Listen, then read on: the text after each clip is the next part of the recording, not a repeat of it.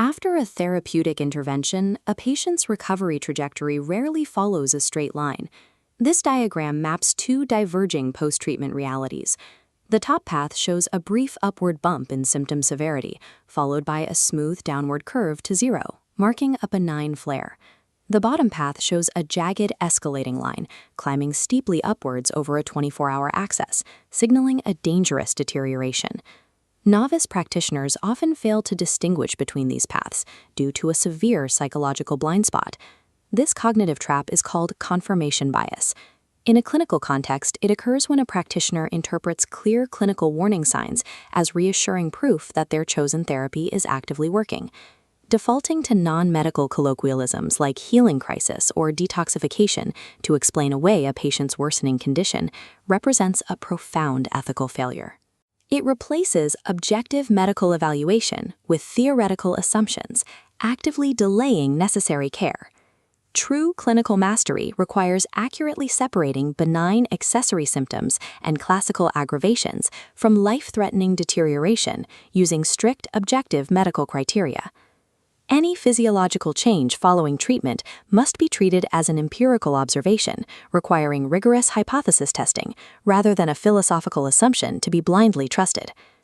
In the Organon of Medicine, Aphorism 154 establishes a baseline premise. If a prescribed medicine perfectly matches the totality of the patient's disease, the result is a smooth, gentle recovery without any collateral physical disturbance. In practice, achieving a 100% perfect match is exceedingly rare. Most prescriptions achieve only partial similarity to the patient's condition. This diagram illustrates partial similarity. The left circle is the disease totality, the right is the medicinal profile. The intersecting overlap drives the curative response. However, the pulsing outer section represents the medicine activating biological pathways, entirely unrelated to the pathology.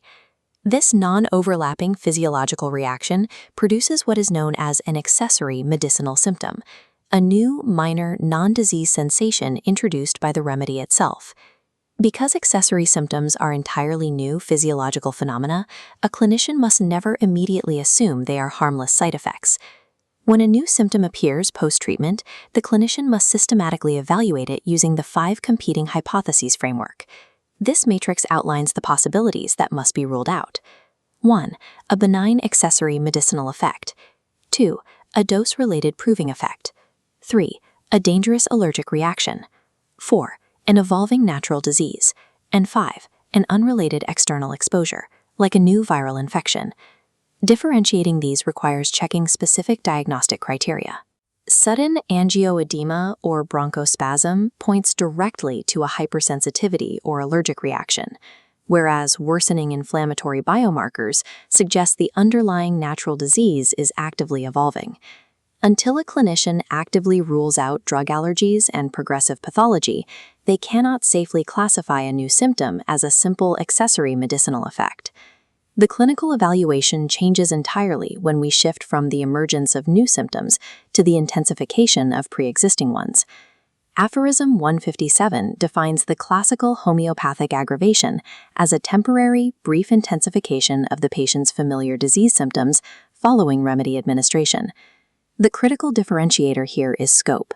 An authentic aggravation never introduces new systemic pathology, and it never involves new organ systems. This graph charts symptom severity over time. Line A represents a classical aggravation. It shows a quick, narrow upward spike shortly after the origin point, followed immediately by a steep, sustained drop below the baseline. Now look at line B, representing unmitigated deterioration. This line displays a steady, unbroken, progressive upward climb, growing thicker as it ascends to indicate compounding severity over time. Beyond this symptom timeline, there are secondary clinical signs. In a true aggravation, the patient's general vitality, mental clarity, and sleep architecture actually improve despite the brief physical flare. In stark contrast, during clinical deterioration, the patient's general vitality collapses entirely as the physical pathology worsens. A true classical aggravation is inherently brief, self-limiting, and preserves vital function. Clinical deterioration relentlessly degrades systemic stability. Let's apply these theoretical boundaries to a high-stakes clinical scenario to stress test the distinction between aggravation and deterioration. A 6-year-old child presents to the clinic with a mild, dry, spasmodic cough. The practitioner prescribes a single dose of the remedy Drosera 30C. 24 hours later, the mother calls the clinic's emergency line reporting a severe change in her child's status. The physical reality of the child's breathing has changed drastically. The mother reports the coughing is now continuous and relentless. The child has developed an audible inspiratory wheeze, a fever of 39.2 degrees Celsius, and marked lethargy. Most importantly, she describes the skin pulling inward between the ribs during every breath.